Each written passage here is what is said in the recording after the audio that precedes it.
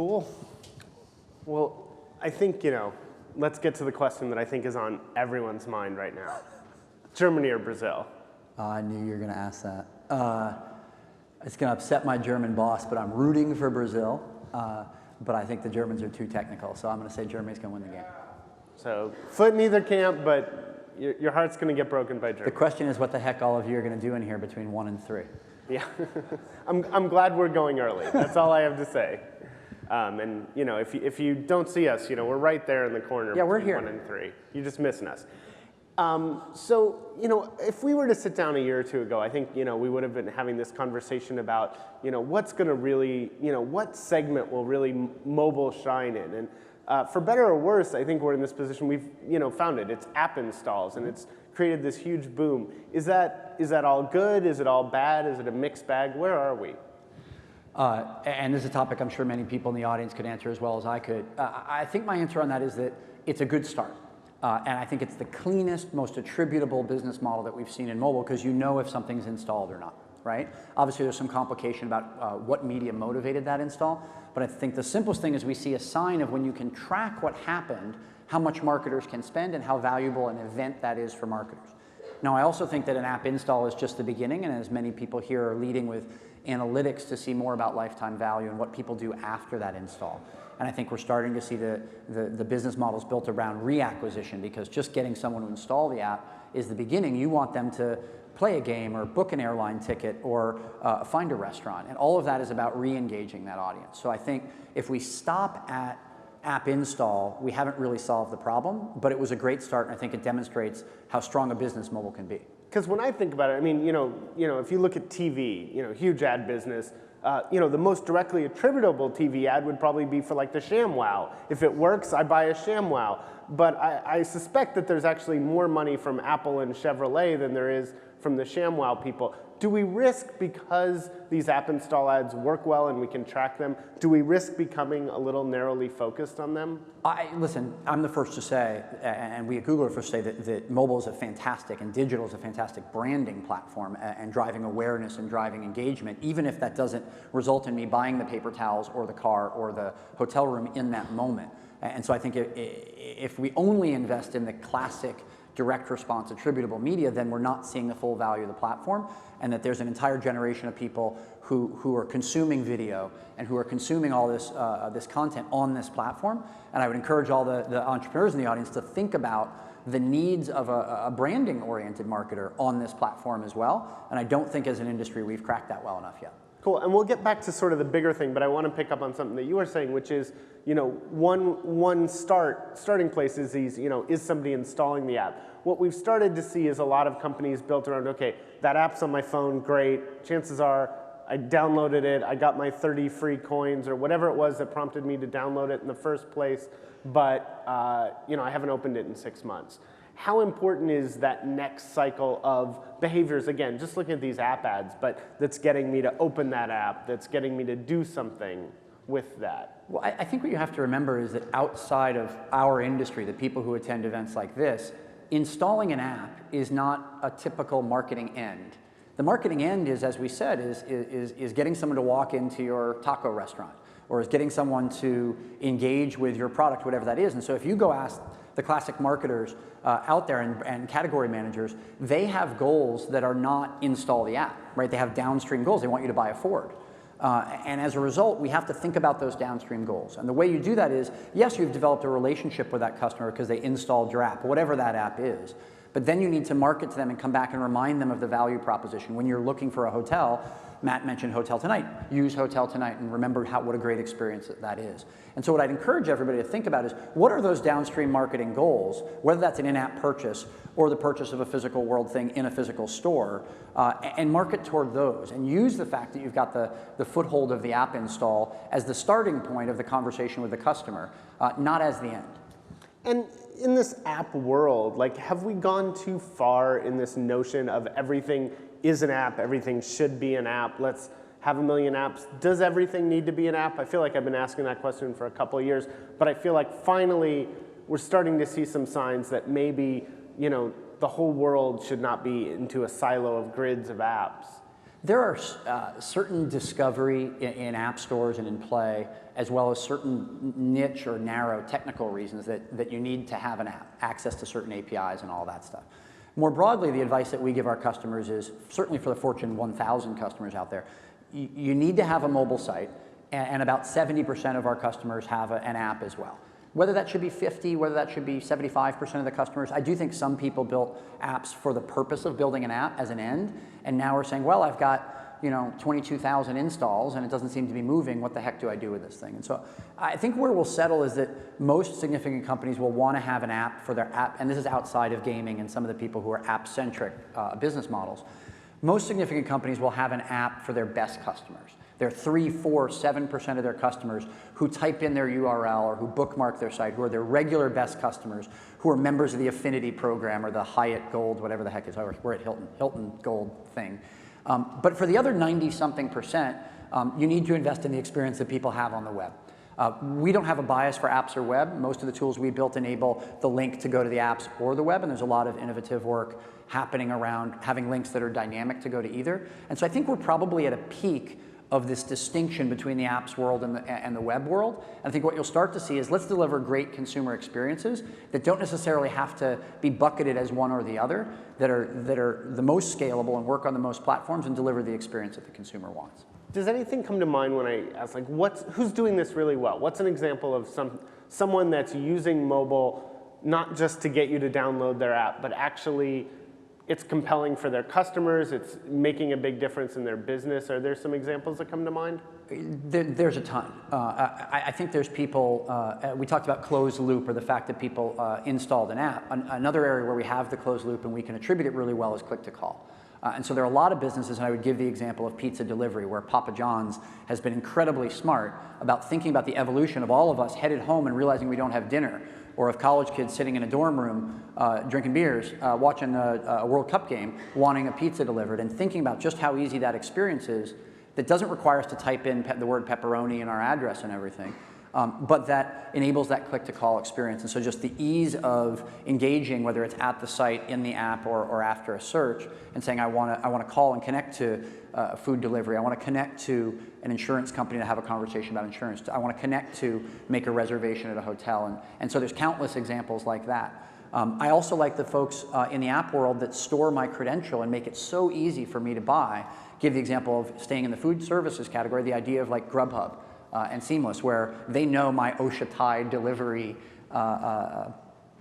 preferences, and they store my orders, and they know my address, and they've got my credit card. So it's so easy for me to just literally, in that same scenario where I need food, to be able to go on and fulfill that need. But the example there goes back to the earlier conversation. Just installing the app from Grubhub or Seamless wasn't the act. It was getting it to be a part of my normal behavior and understanding just how great an experience that is, that it gets delivered, that played so well. And to your point, it became the most convenient option. Absolutely. I think oftentimes there's an experience on mobile, but it's not necessarily good enough. I mean, people talk about how people use their mobile to browse, but they do their transactions on the desktop. How much of that is because people really want to go open their laptop, and how much is most people are doing it wrong in mobile? So I think that's the secret that everybody here knows, and that we don't have to tell the big companies of the world, but that part of my job is to coach the Fortune 1000, which is the companies that weren't born in this ecosystem are having trouble with the transition.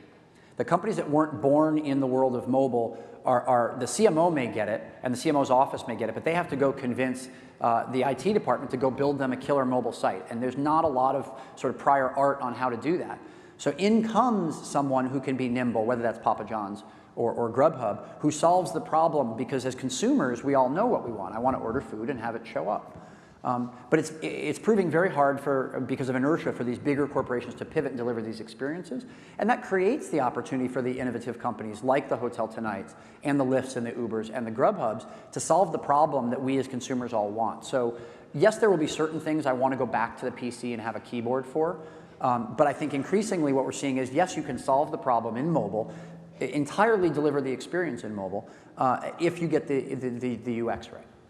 One of the things that you mentioned that I think is kind of counterintuitive, but potentially really useful, is this idea that if the web really benefited and prioritized and incentivized the sort of biggest companies to get bigger, mobile offers an opportunity for local companies to get back in the game. Yes. Talk a little bit about why you think that is, and then I want to poke at you a little.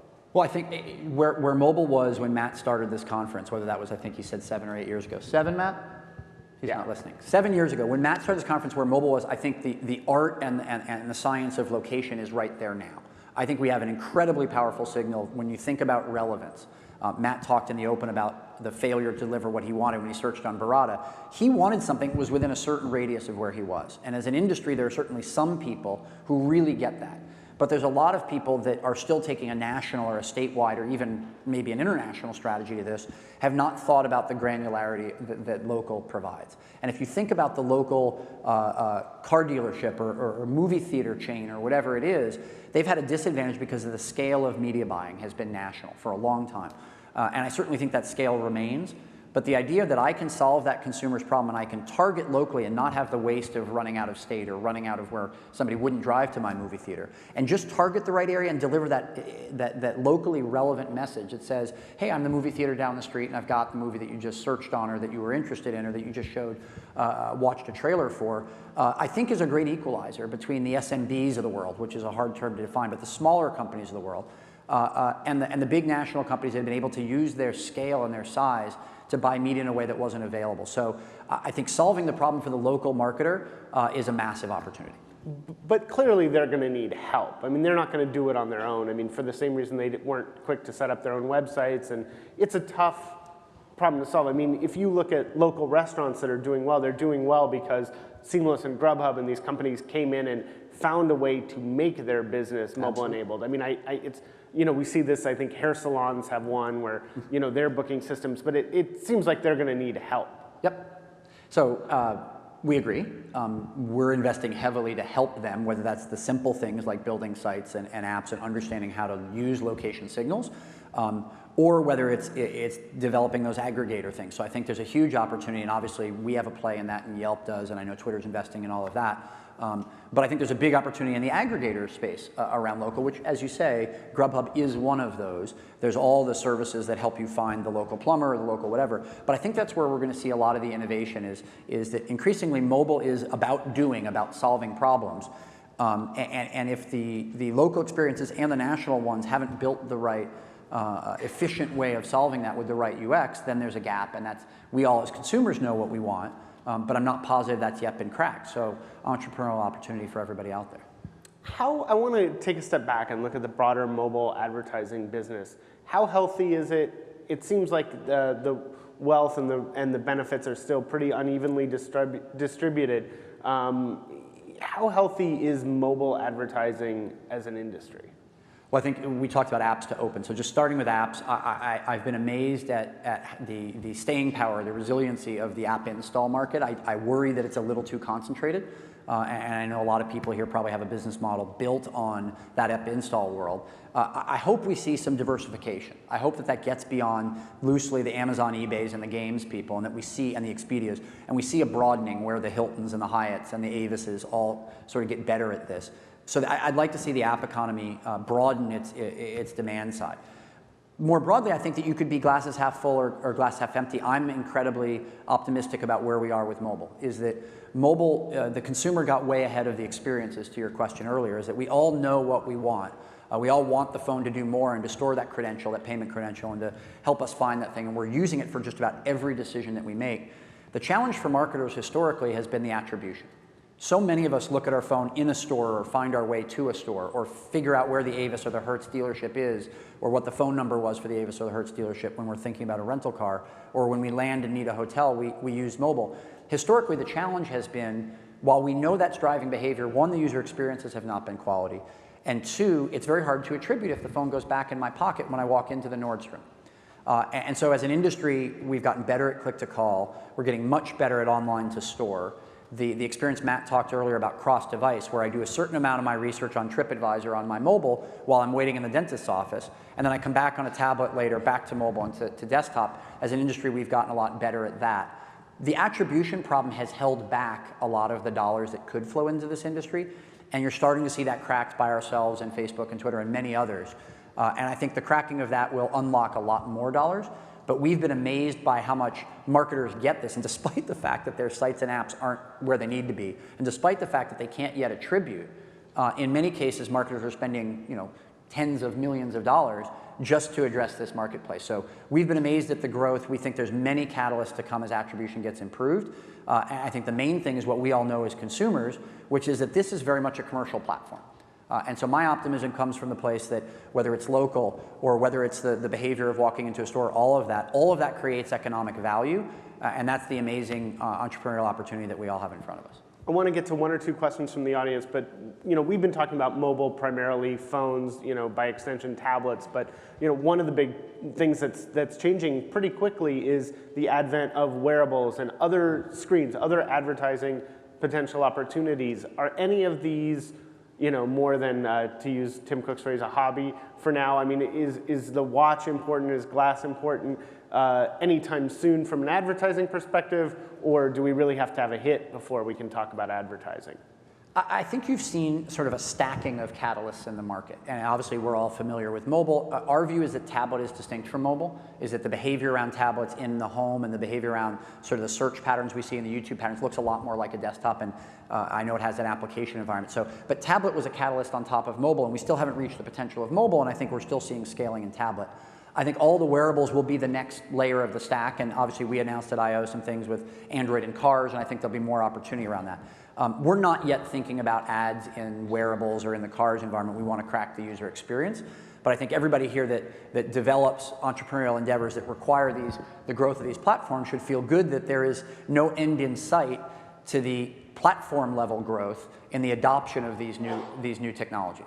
And so from my perspective, if I'm a developer, I love that I've got mobile with some running room, both domestically and in all these international markets. Tablet adoption still growing rapidly, especially in international markets. And then I've got all these other new things to come so that I can, with confidence, raise that money and start building that experience, knowing that there's all these new platforms on which I can deploy. Cool. I think there's some microphones out there. We have like a minute left for questions, so I want to get to one or two quickly, if you can. Please wait for a mic to come. If you do have a question, raise your hand. If not, I will keep pestering Jason, but I'd love to give you a chance. Not seeing any. Does that mean Joey needs to get out with coffee? I see one, and the woman in the black, if we can get a mic. About 6th row on the left. Mic's coming to you right now. Thanks. Raise your hand up. Raise your hand. She's right there. If you can say who you are and what your question is.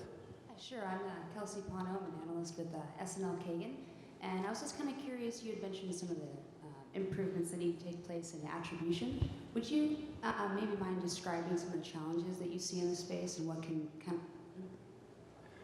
Yeah, so just, I think the attribution challenges is, and we're still learning about all the different consumer behaviors that we need to track.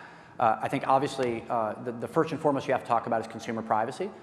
To the extent that you're using location or you're using the fact that someone signed in, you want to be very, very careful that we respect consumer privacy as we do that. But I think the challenges largely have been if you think about someone who's on a mobile device and we see their behavior. A long time we talked about the idea of the mobile user. Well, what's very clear is that mobile user is also the same user when she's on the PC or when she's on the tablet. And when you want to, frankly, put those cookie bases together so that you can think about that as one user, there's lots of things to navigate and a lot of sort of unwritten rules that, frankly, Google is trying to provide leadership, and I know some of the other bigger companies in the space are as well, around what can we do to deliver a great user experience as well as the attribution that a marketer might want while really being respectful of consumer privacy. So that's one example. I think especially with the location stuff, there's a lot of value if I was in a retail environment of being eventually able, this is an attribution, to use location as a signal to later understand what would be relevant to me. But we also have to be extremely careful that the consumer has opted in and given us permission to do that. And I think the industry is sort of trying to work through all of those. To generalize, what I would say is there's all these new signals that we all sort of get excited about how to use, but we need to be extremely careful that we're respecting you as a consumer as we build to hopefully deliver you a better experience, that's what you want. Cool. Well, I'm being told, I apologize, I'm being told we're getting the hook, but I know Jason's sticking around, so my guess is a little before 1 you'll be able to find him, and then I think he has a meeting for about 90 minutes, although I heard a rumor it could go 30 minutes extra depending on how it goes. So everyone, thanks to Jason. Thank you, Ina. Thanks, folks.